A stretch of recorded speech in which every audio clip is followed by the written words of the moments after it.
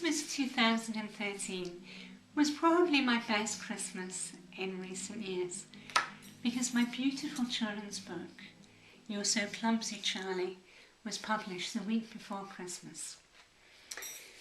Charlie here is dyspraxic, and that's his lovely dog. Why did I write a children's book about dyspraxia?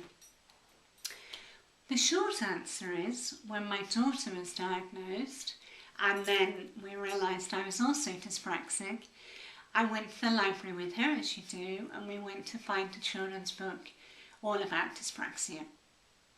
And there wasn't one.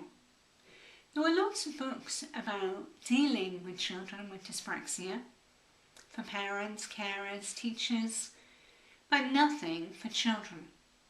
And I went on Amazon, I went on the internet, nothing. I could find nothing.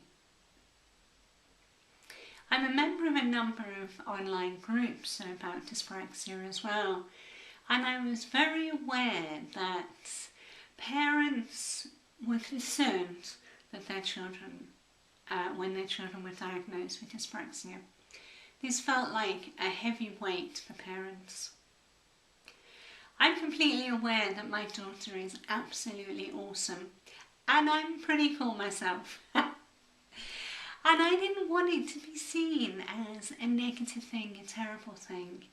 One of the big problems around dyspraxia is that people don't understand it. So my book here had a very definite rule.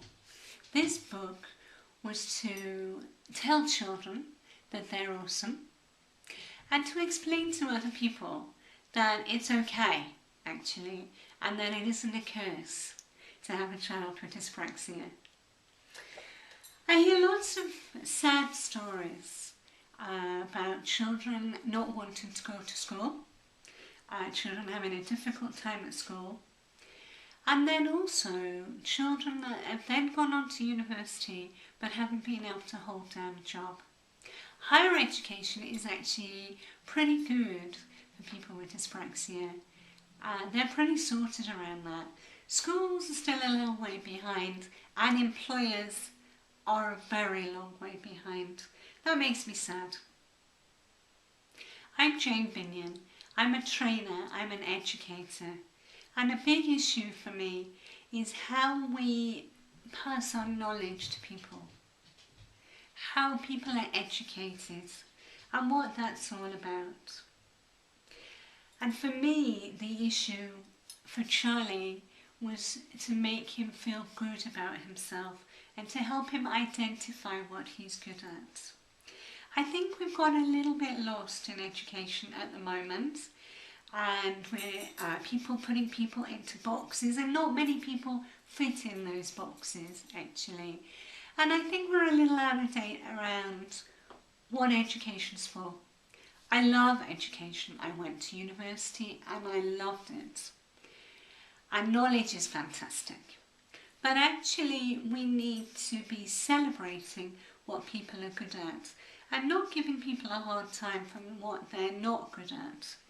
I'm pretty sure that the more we punish people for not being good at something, the worse it gets for them. I've not yet known a child do well at something if they're constantly criticised and punished. And yet that's what I'm seeing around dyspraxia, and of course not only dyspraxia.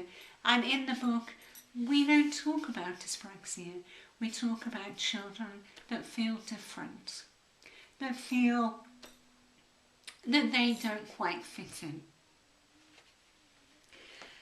So for me as an educator, what I really want is that we look at new ways of sharing knowledge, of educating people, so that they engage in the subject, so that they can grab it, and so that they can get excited about issues.